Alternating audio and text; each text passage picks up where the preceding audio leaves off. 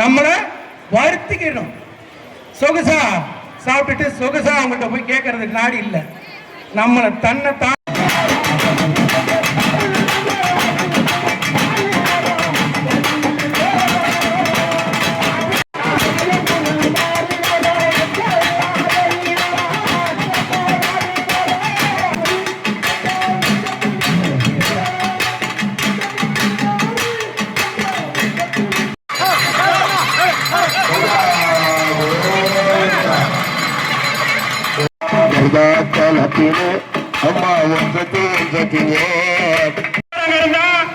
சாப்பிடாதவங்களுக்கு உட்கார வச்சு சாப்பாடு கொடுங்க.